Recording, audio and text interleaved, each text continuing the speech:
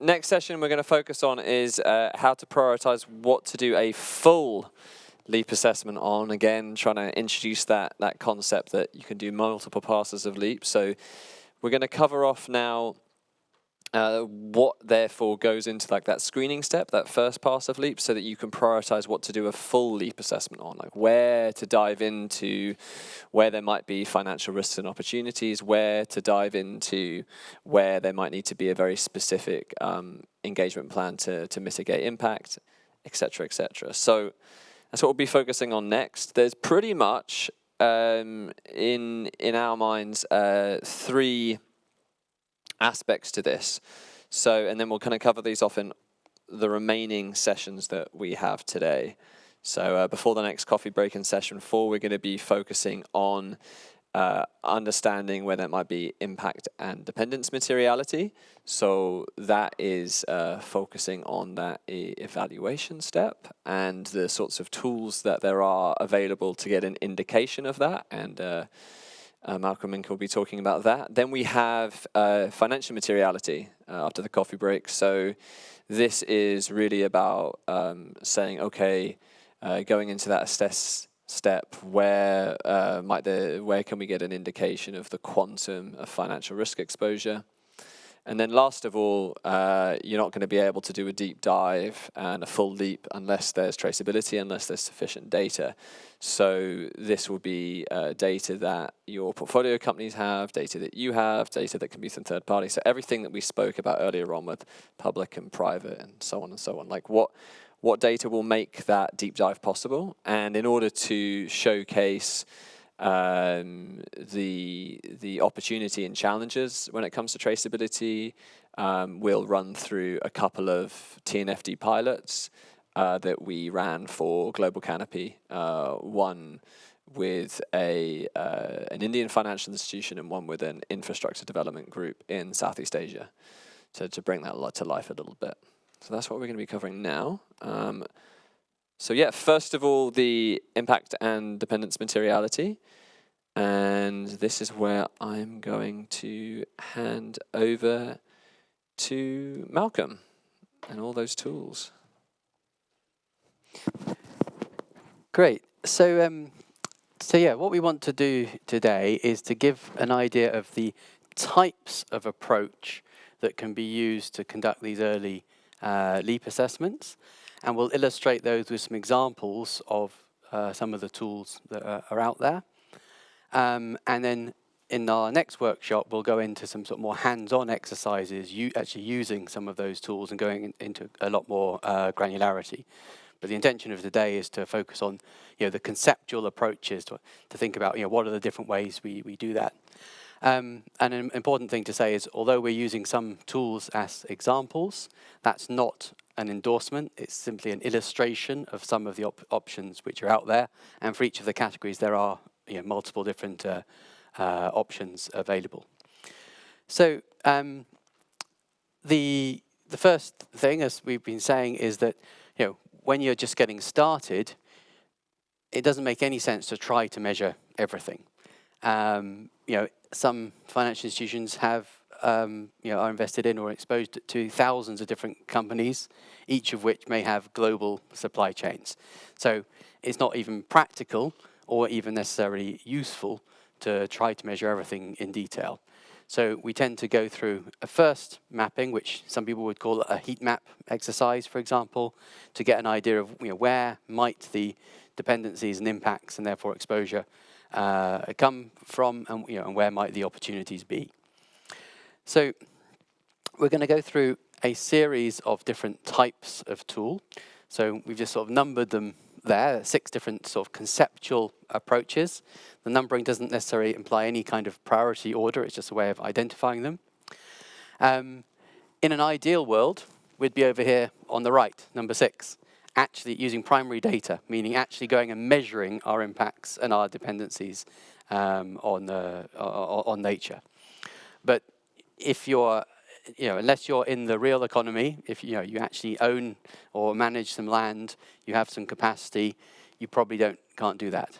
If you are a mining company with a particular asset, or a forestry company, you're probably doing quite a lot of that already, and that data is there. But for anyone else, anyone further removed in the value chain, that's not yet feasible. But as we had that discussion earlier, as more and more organizations do measure this and report it, that data will increasingly become available. So that's where we might eventually get to, because that's the most precise and the most granular information that we could have. But since we don't have that in general, we have to make do with other approaches. So I'll just go through them sort of quickly, and then we'll go into a little bit more detail on each of them. So, starting on the left there, one way of looking at it is through what we've called here activity-based categorization. So essentially, this is where someone else has done the work for you and has categorized an entire sector in terms of the impacts and the dependencies. So you may be familiar with, for example, the EU taxonomy approach. That's essentially the type of approach we're talking about, where each sector is given a rating, a label, which you can then use. And there are a variety of tools which do that. They are typically qualitative. They're based on sector averages. Sometimes they're done, for an individual country, so they're a national sector average. Some of them are done globally, and to a global sector averages. So they tend to be very coarse, but they also tend to be quite easy to use. We'll come on to those in a minute. Another step, another way of looking at it is actually quantitative footprinting tools. And again, there are now many that are available. Some of them are open source, some of them are commercial. And these basically give you an estimate of the actual footprint or dependency on nature of activities. So there are databases out there, for example, for production of paper. How much water goes into every ream of paper that's produced, given the production process. And through that, you can make an estimate of how much water you might be using for the paper that's used in your office, for example. You can do similarly, how much land is required for every litre of milk that's consumed to produce that, and you can estimate the impacts of that. So that's another way, which gives you, rather than being just qualitative, so not just high, medium, low ranking, it might give you an actual number in terms of the scale of an impact, how much land you might be using, how much, how many natural ecosystems are impacted. Another way is simply to look at the risk in terms of the location, where are your activities occurring, and there are some countries in the world where at the moment the rate of deforestation is very high. Australia, for example. Also lots of tropical forested countries. And so if you are sourcing lamb from Australia, you can say, well, okay, that's a country with a very high rate of deforestation, so maybe I am exposed to deforestation risk in that country. You may also, if you know where something is coming from, you can also look at the level of water stress, for example. There are maps out there of the level of water stress in watersheds all around the world, and you can say, okay, I am sourcing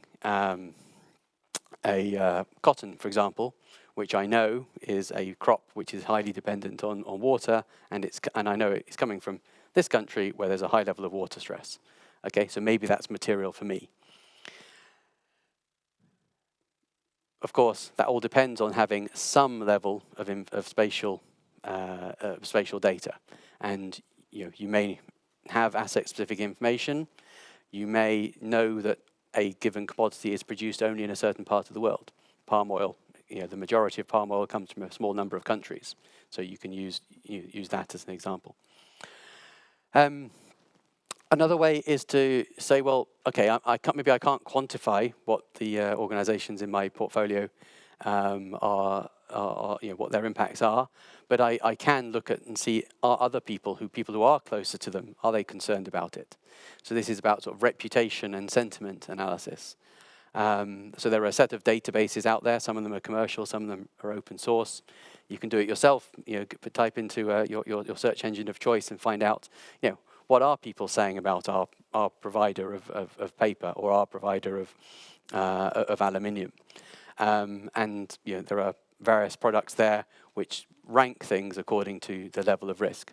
And I'm sure many of you are familiar with these from the climate space, for example, as well. And lastly, there's what we've called here sort of response-based, which is essentially to say that maybe for a first pass, you don't really need to know how big the footprint, the area of land used by a company is. What you want to know is, are they managing it well? And where can we find that sort of information? So there are now increasingly, and there will increasingly be through CSRD and other disclosure frameworks, but there are already sources out there of assessments of whether a company is meeting certain good practice standards. So there, for example, you have the World Benchmarking Alliance. They publish a list of companies which they assess, and they use publicly available data, and they look at, do they mention biodiversity in their corporate strategy? Do they have a specific time-bound target for biodiversity? Have they set a commitment for zero deforestation, for example? And so you can look at those and compare a given company you've invested in against their peers. And that's free and open source data. You can download it and use it. So conceptually, those are sort of 6 ways of thinking about the impacts and dependencies of a company. And they're, of course, not mutually exclusive. You can triangulate. It may actually be very valuable to use multiple different ways. And then even if the data is perhaps not as precise or granular as we'd like for a first pass, you can have a bit more confidence on whether an assessment is right or not. So I appreciate that's a lot of detail, and it's the afternoon. So if there are questions, do let me know. But what I'll do is I'll go through some examples of each of them. And again, as I say, we're not necessarily endorsing particular tools. We're giving them examples. So Encore, which is it's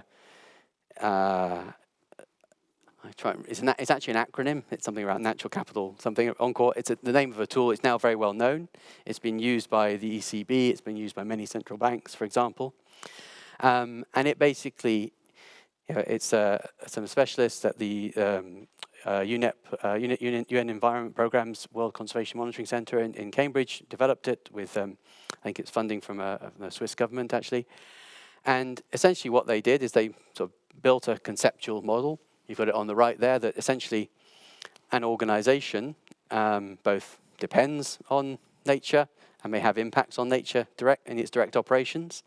But then there's also an upstream value chain which may also create other impacts and dependencies on nature. And essentially what they did is they've gone through a list of industrial sectors using standard classifications. They've looked at the scientific literature. They've looked at available data for how much land does it use for this agricultural commodity. What's the water use of this agricultural commodity? And they've used a standard classification system to rank those as very high, medium, or low impact and dependency. And that's available. That's an open source tool which is out there. There's a web interface you can use, or you can download the data for use internally. So because it uses a very broad global level sector classification, it's not very granular. So if you are an organization and all your investments are in mining, for example, it's probably not going to tell you very much, because mining is like, or at least in the old version, was like 1 row or 2 rows, ferrous and non-ferrous metals within it. Whereas if you are an asset manager with a very diverse portfolio exposed to many different sectors, then maybe it is a useful tool to start prioritizing. What it looks like is, apologies for small text, but on the right there is an example of an output. You have to do the coloring yourself in Excel, but you get the rest of it you get directly from it. But essentially, there's a list of industrial activities. That's the first column in the white, and then there's these ratings for impacts on land use, the first yellow column, impacts on climate change, water use, and pollution, and then the green columns are various dependencies. And it's an open source database. You can go and look and see what is the evidence they used to generate that high, medium, or low assessment. So advantages are it's very easy to use. As long as you have a classification of your investments, your portfolio, that's used as one of the standard industry classifications, NACE, GICS, or whatever. You can do a crosswalk and you can connect it quite easily. And you get a very rapid output about the potential level of exposure. And you can, of course, if you know that the distribution of your portfolio, you can weight it according to that. You can say, well, half of my portfolio is in this line and a quarter is in that line, for example. As you can also see, there are some limitations to it. So almost everything there in the impacts comes out as high. And that's because the tool, as a design principle, is aiming to be precautionary. So if within a given sector there is one type of production practice which is used that has a high impact, then the whole sector is classified according to that. It doesn't yet go to the next level of granularity. So, as I said, if you're only looking at one or two sectors, it may not be very useful. But in terms of getting a big picture, of a broad part of the economy, it is, which is why it's being used so much by central banks, for example. It's fairly static. It's like, what's the impact now? It doesn't consider the opportunities necessarily for change. In some areas, impacts are reducing, or new technology provides opportunities to reduce impacts in the future, and that's not captured. Yeah. Is there a question? No. This is a global version. Yeah. There are, some.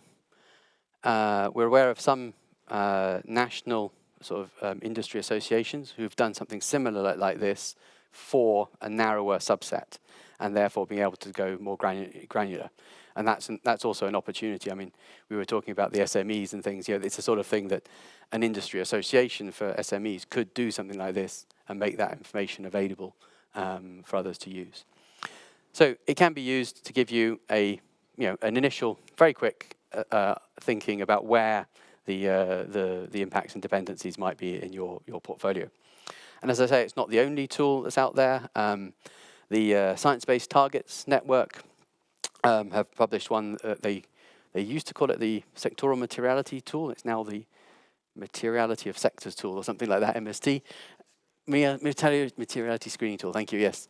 And it uses a very similar approach to Encore. Encore actually was just updated about a month ago, and so now they're actually more similar than they were at the time we prepared this.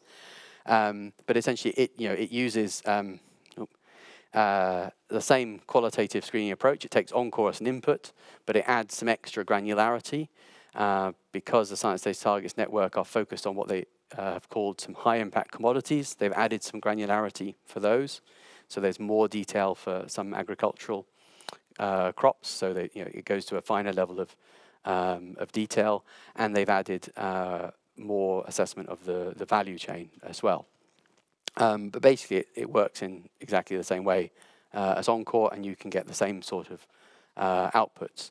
So this is an example of a assessment for a jewellery value chain, and you have the different stages of the value chain, each column, and you have the different types of impact, land use change, climate change, and so on. And essentially, you have a high, medium, low, or so instead of low, medium, very high, they have high, medium, low, negligible. It's a slightly different classification, and it can give you a quick idea of where the hotspots for particular things might be. Any questions on those before I go on to sort of more quantitative footprinting? Yeah.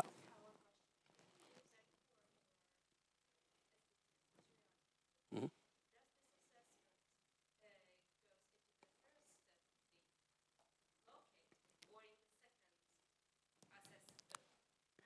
Evaluate. Yeah, it's basically a mixture of the two. It's sort of both and neither. Yeah. So it gives you a first indication of where you might want to start in there. It doesn't give you any geographic location. So we talked about TNFD really wanting to look at the level of biome. So for example, if that you can do that as a next step, you can say, well, what are the things we might be exposed to where there's a high level of land use change occurring, and how many of those might be occurring, for example, in the tropical forest biome, or how many of those are occurring in the intensive land use agricultural biome. So that's sort of the next level down. So it gets you started, but there's often a little bit more nuance you can add. Does that help? Good. Yeah.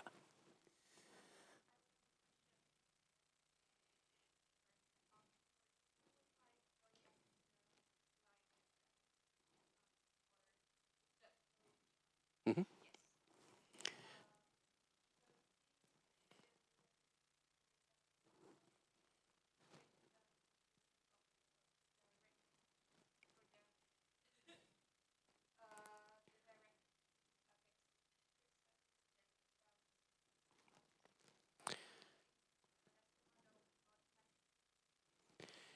Yeah.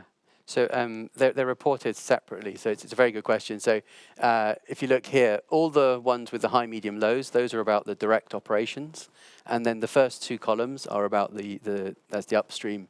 Sorry, the third column is about the upstream value chain. So it's about how much risk there is in the value chain. So the idea then is that if you find that something has high risk in the value chain, you can then work out what industry sector does that come from in turn, and you can look at that in Encore itself. So it's because it's not quantitative, so it's not double counting, but it is bringing it in, but it's keeping it separate so that you're not confusing where it's coming from. I hope that helps. Yes, that makes sense. Yeah.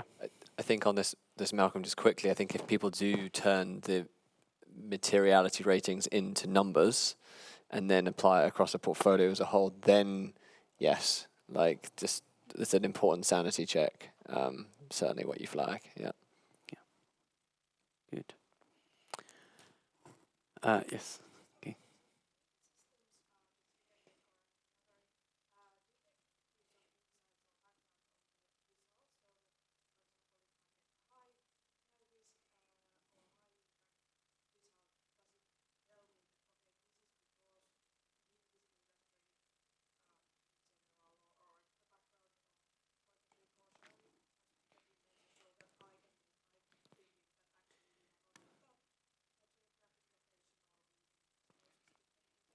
Yeah. So the entire tool is open source.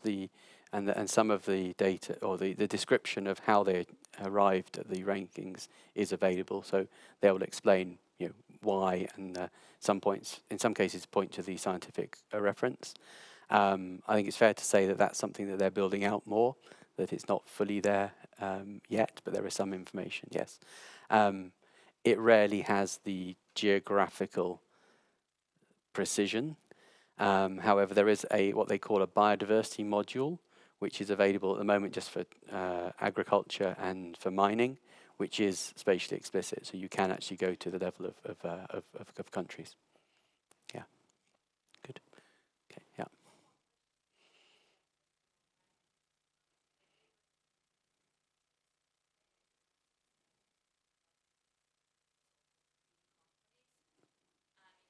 Mm-hmm. Mm-hmm. Yeah.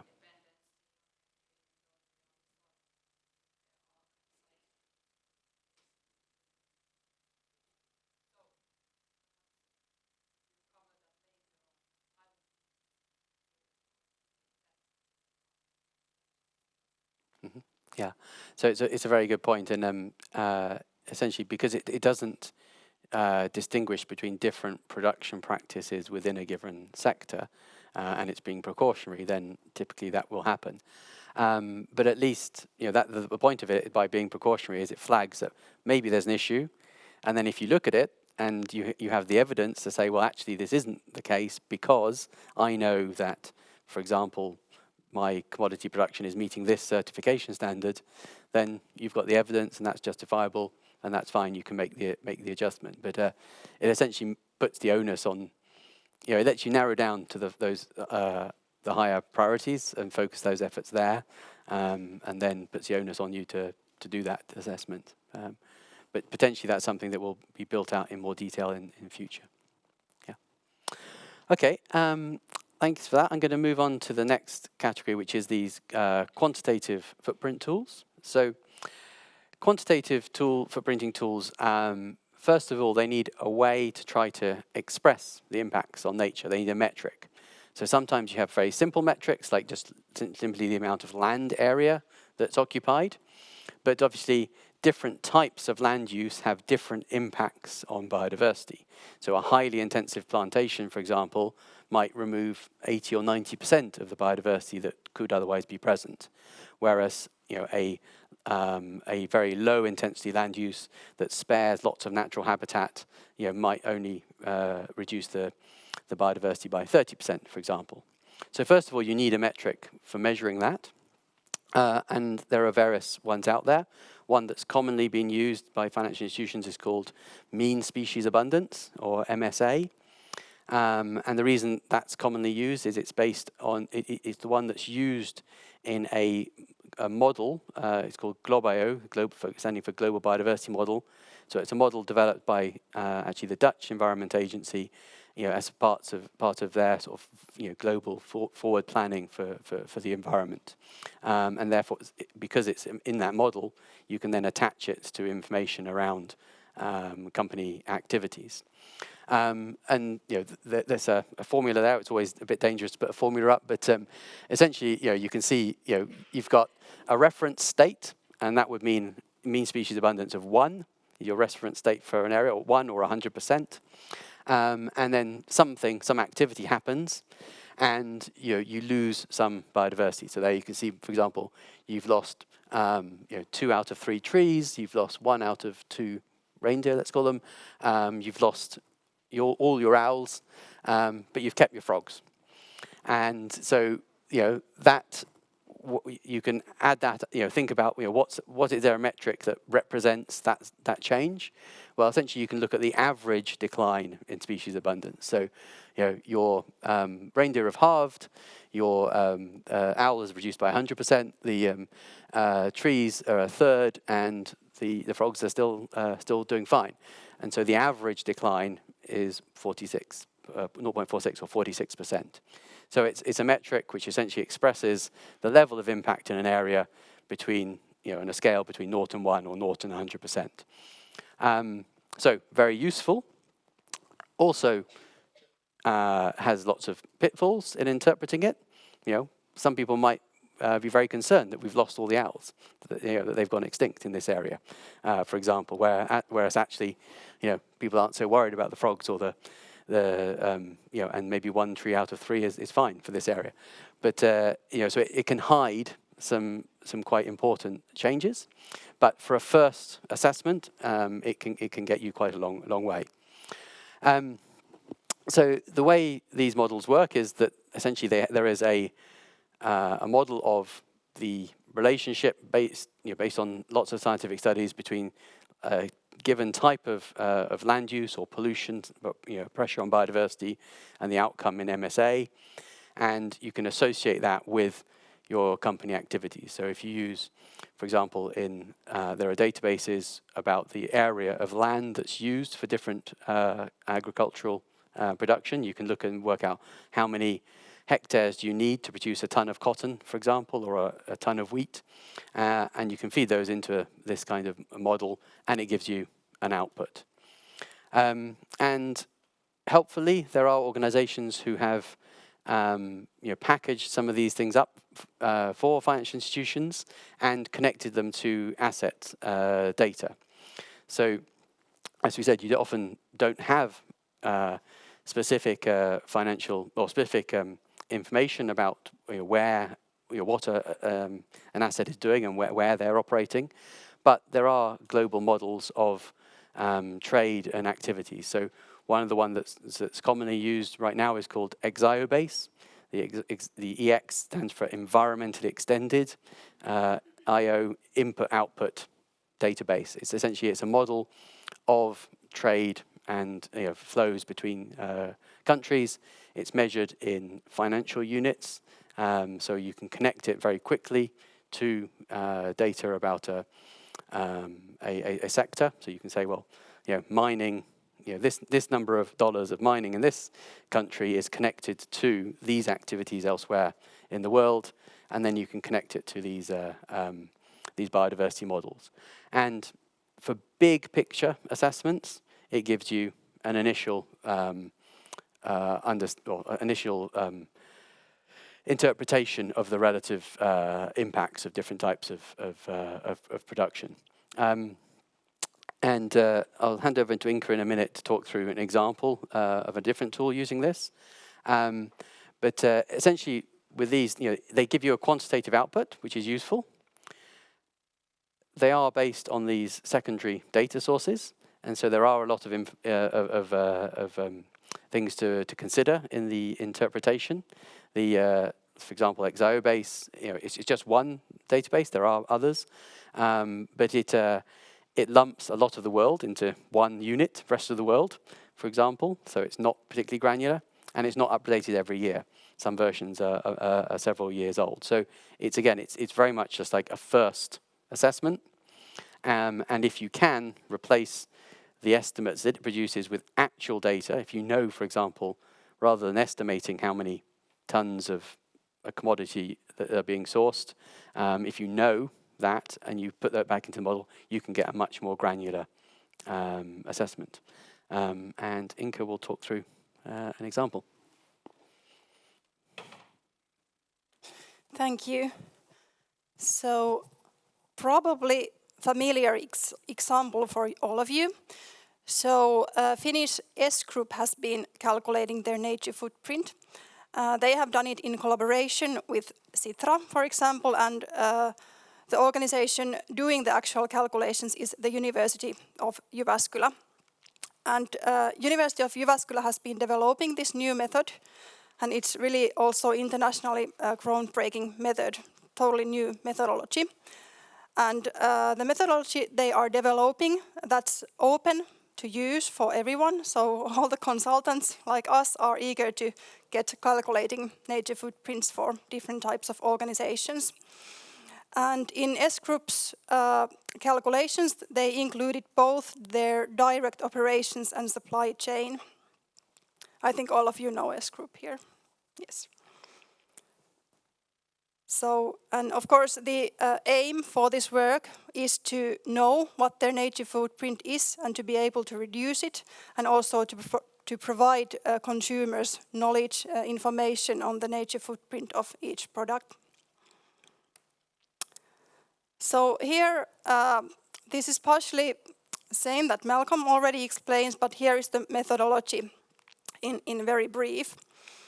So first of all, you need to know your business. So what are you using? What kind of products are you selling? What kind of energy are you using? How much water are you using? So what is your business? And this is estimated by assessed by using accounting. So really you get the numbers, how much euros you are using for certain type of product, for example. Then by using EXIOBASE that Malcolm already mentioned, it's assessed that how much does this certain product contribute on each nature loss driver. So for example, if we would be using coffee, 1,000 euros for coffee in S Group, so how much does this contribute or cause, for example, land use change in the specific location? And then further we have to know that where the impact really happens, and this also can be used using EXIOBASE, as Malcolm once again told. So from there we can assess that, for example, if we consume in Finland of a certain product, So is the impact happening in Europe? Is it happening in Finland? Is it happening in Brazil? Or where does it happen? So we need to know where the impact really takes place. And LC impact is a tool which gives a nature loss factor for each of the drivers in each location. So as was mentioned before, the geographies are really different. If you think about the biodiversity, for example, Finland, we do have biodiversity, but not as much as in, for example, Indonesia or Brazil once again. So land use change in Finland causes a lot less nature loss than land use change in Brazil. So by locating where the impact really happens, we get the unit that is used for this calculation. It's PDF, so it's a PDF comes from potentially disappearing fraction of species. So how many species are in danger of getting extinct due to use of certain product? There has been already interim report that was published already last year by University of Jyväskylä about the calculations, and here are some results from the calculations. These might still change when they continue the calculations. They are still developing the methodology further. But as you can see from here, only 10% of the global nature impact happens in Finland, and 90% outside of Finland, even though 70% of the nature loss drivers or the land use impacts take place in Finland. And that is, as I explained, there's a lot less biodiversity in Finland than in some other locations. And more than 90% on impact happens in their value chain. So only 10% of the nature impact takes place in their direct operations. And the countries where most of the impact happens are Brazil, Indonesia, Spain, and Mediterranean area. So this just one example, and we remain to see what the final results of the calculations will be. This project should be finished in 2025, so next year. Thank you.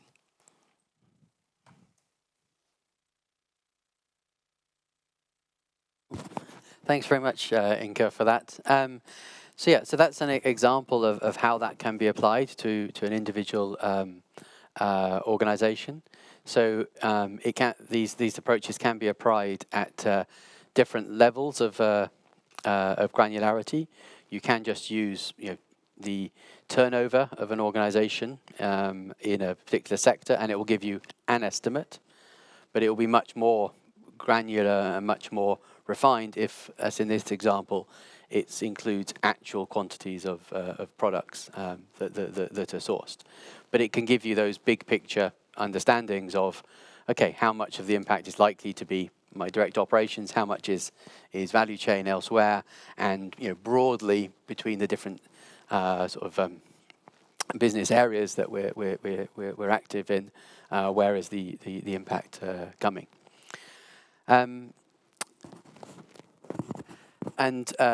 There, we've presented two different examples of the metric that can be used. Those are very commonly used, and there are nowadays many different tools which can apply these. Before going on, any questions on this, on the quantitative footprinting? We'll talk now about sort of spatial risk tools. So we're using some examples here from the WWF's risk filter suite. So they had a water risk filter which they used for many years, and now they've built in some more broader nature and biodiversity layers into that. And this is one example. That's a free and open source one. There are others which use different types of data. So IBAT, the Integrated Biodiversity Assessment Tool, is one which is paid for commercial use, but it's powered by the red list of threatened species, and so has a lot of extra information in it. And then there are various other commercial providers as well. But essentially, what most of them do, they are a collection of maps, and they've taken some data, and they've classified it into risk levels, often categorical, low, medium, high risk. And some of them are very transparent. So the WWF risk filter, there's a detailed methodology document where you can go and read exactly how they classify them. And others are a little bit more black box. But essentially, they produce these maps, which you can then, if you know where something is happening, you can overlay, and it will give you an idea of the potential level of risk or dependency. So here, for example, we've got a map of what it's taken from a model about ecosystem services, and it's a risk of loss of provisioning services. So this is services like fishing, timber harvesting, and so on. And they've ranked from high to low, the colours. And there are a whole set of other maps within this tool as the same. So if you have that spatial information, if you know I'm sourcing for a particular country, or more precisely a particular point, you can look in and see what the level of risk might be. There are many different data layers in there. Here's an example of water risk, and they've given an example of water quality. They've overlaid some mining sites on it, and you can see that this is for palladium, and you can see that the majority of them are in the northern hemisphere in areas of very low risk for water quality, but there are a few you can see in the east of Brazil there, the Atlantic forest, which are in an area of high risk. So that's a way where if we're sourcing that mineral, you can look at the global production locations and say, well, okay, what is the potential exposure? And if you know that you're sourcing from a particular asset, you can zoom in and look at that. So where you've got the information, these are incredibly useful. They're very useful to triangulate the outputs of other quantitative footprinting tools, like the comment previously. If you're trying to understand whether a footprint of a certain size is important or not, well, if it's occurring in an area with very high levels of extinction risk, for example, which you can identify through this, then maybe that is more of a concern than if it's an area where there is no deforestation and there's no extinction risk, as an example. But this is level of potential impact risk for the planet. It doesn't give you any specific information on financial risk, and the different tools there have different levels of usability. There are some where you can upload a whole set of locations and get a nicely curated set of results. Others you need to do it a bit more manually. But as a next step of getting some idea about levels of exposure, they're incredibly useful.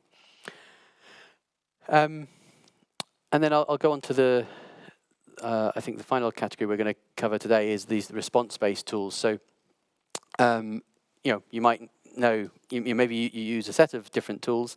You know the size of a footprint, you know where it is, and then you want to understand, okay, is the company that I'm investing in or actually doing the right thing? And if it's a private investment, maybe you can ask them.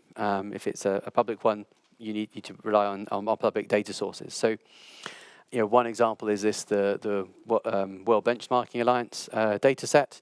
And again, there's a web interface, or you can download as an Excel, and it provides some ratings for different companies. So this is nature benchmark within the agri-food sector, and how many of the good practice points that they're looking at is the company meeting, and you can dig in and you can look at how they've done the assessment. So essentially what they do is they look at the publicly available information in disclosure reports, CDDB disclosures, annual reports, all of those things, and summarize it in a useful format compared to some specific good practice principles. So, we talked about in the TNFD disclosures, one of the ones is about what's the board level oversight of your management of nature risk.